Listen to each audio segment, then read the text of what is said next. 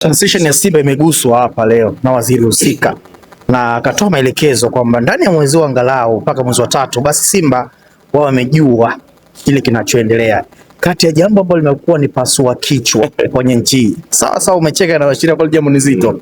Ilikuwa story nyingi. Mara huko kuna kwamisha na juzi tumeona mwekezaji akicomment na mzungumza Mo Dewji kwenye page kama kurasa rasmi wa IG Instagram club ya Simba akiuliza transformation imefikia wapi?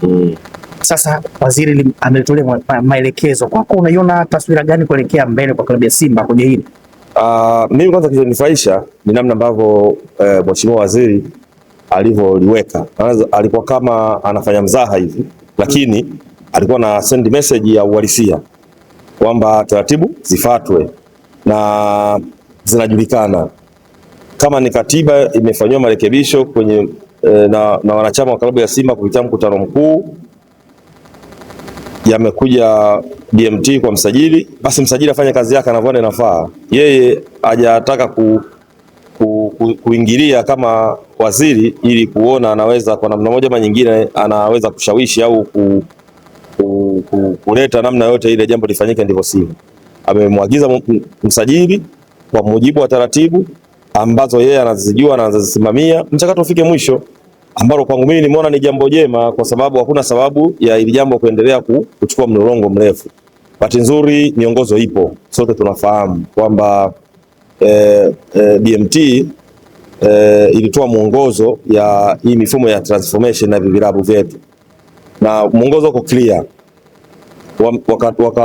Kilichobaki ni vilabu vyenyewe na wanachama kufuata ule mwongozo wakati wanafanya hayo mabadiliko ya katiba zao kuelekea kwenye kufanya hizo transformation zao.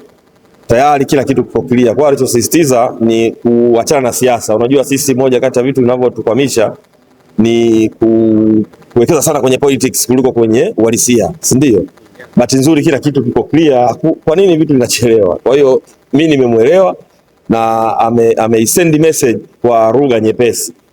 Na naamini msajili atakuwa ameipokea na atakwenda kuifanyia kazi kwenye eneo lake na kukamilisha huo mchakato ili mwisho wa siku tuone namna ambavyo mambo yanatakiwa kwenda.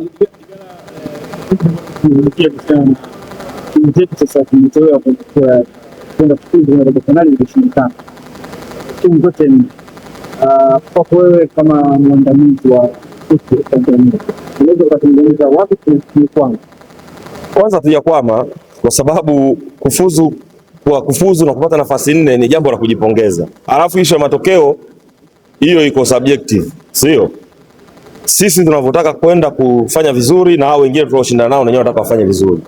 Kwa hiyo cha muhimu ni kuangalia tumeshatengeneza standard ya timu zetu kushindana.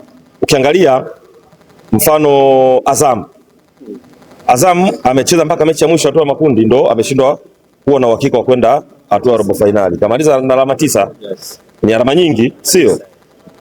Yanga amemaliza na alama 8, sio? Mechi ya mwisho kashinda, kampiga Kabile, sio timu ndogo. Kwa bahati mbaya wakati mwingine kwenye mpira, unajua ukiangalia matokeo kwa ujumla wake unaweza ukapata tafsiri ambayo ni ya uongo. Mfano, kitendo cha Yanga kuwa kundi moja na mwakilishi wa Egypt na Morocco sio jambo jepesi.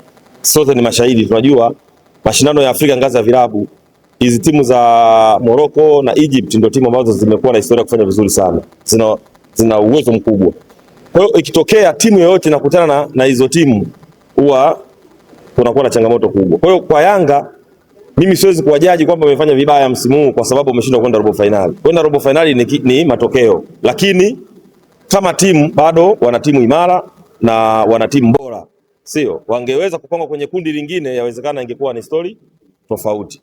Simba wao wanaonekana wamefanya vibaya kweli, kwa sababu ukilinganisha wamekuwa na historia nzuri ya kwenda robo finali. Kwa hiyo robo finali sio story.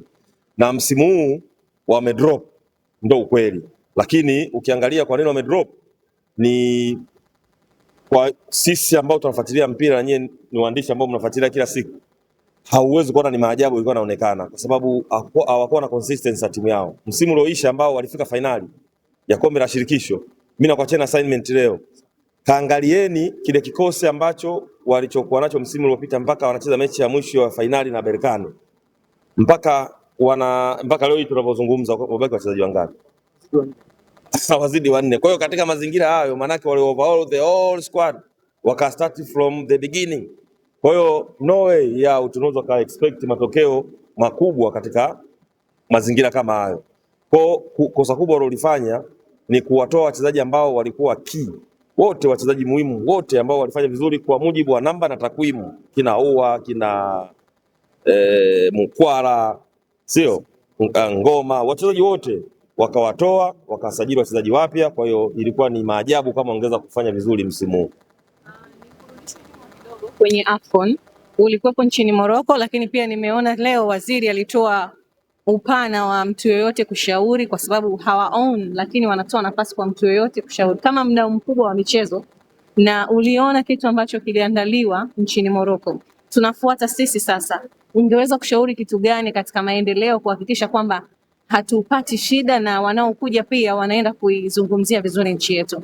No, cha kwanza kabisa ni sisi wenyewe.